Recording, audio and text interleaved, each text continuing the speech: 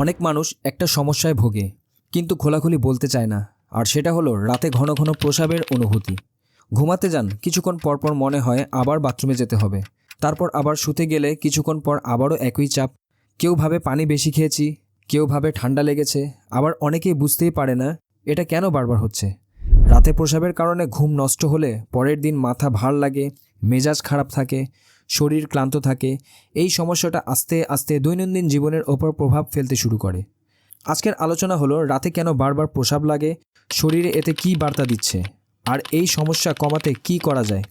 রাতে বারবার প্রস্রাবের অনুভূতি হওয়ার সবচেয়ে বড় ব্যাপার হলো শরীর সেই সময় প্রস্রাব কমানোর যে প্রতিক্রিয়া নিয়ম চালায় সেটা ঠিকমতো কাজ করছে না।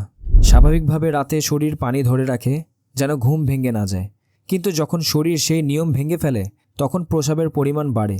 এখন এর পেছনে আসলে কি কি কারণ থাকতে পারে এগুলো একটু গভীরভাবে বুঝে নেওয়া দরকার। অনেক মানুষের মূত্রথলি বা ব্লাডার একটু বেশি সেন্সিটিভ হয়ে যায়।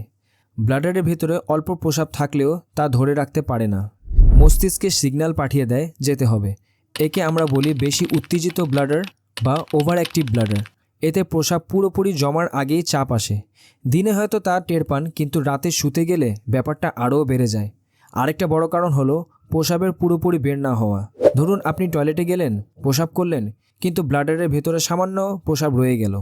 এটা হলে মনে হবে প্রস্রাব করছি ঠিকই, কিন্তু আরাম পাইনি। ঘুমাতে গেলেই আবার চাপ আসে। এছাড়া অনেক সময় ছোটোখাটো ইনফেকশনের কারণে বারবার প্রস্রাবের অনুভূতি হতে পারে। ইউরিন পাথওয়েতে ব্যাকটেরিয়া ঢুকে গেলে প্রস্রাব ঘন ঘন লাগবে, যতটুকুই পানি পান করেন না কেন। এমনকি প্রস্রাবের পর মনে হবে আরও বাকি রয়ে গেছে। রাতের বেলা শরীরের পানির ভারসাম্য যেভাবে থাকার কথা, অনেক মানুষের ক্ষেত্রে সেটা ঠিক থাকে না।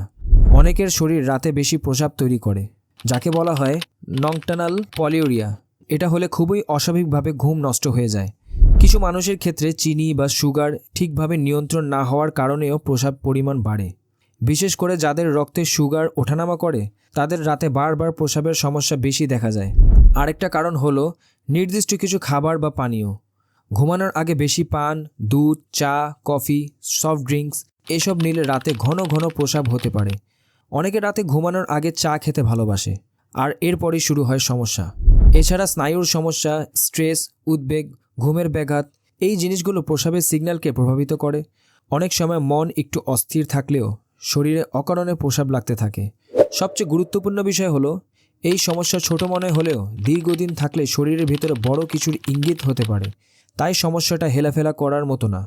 রাতে বারবার প্রস্রাব হওয়ার বিরক্তিকর হলেও বেশিরভাগ ক্ষেত্রেই এটা সাধারণ কারণে হয় এবং সহজেই নিয়ন্ত্রণে আনা যায়। নিজের শরীরের প্রতি একটু খেয়াল রাখলেই পরিবর্তন দেখা যাবে। এই চ্যানেলে মাথার চুল থেকে পায়ের পাতা পর্যন্ত যত ছোট বড় রোগ সমস্যা আছে তা নিয়ে আলোচনা করা হয়। তাই চ্যানেলটি সাবস্ক্রাইব করে পাশে থাকবেন। ভালো থাকবেন, সুস্থ থাকবেন। আল্লাহ হাফেজ।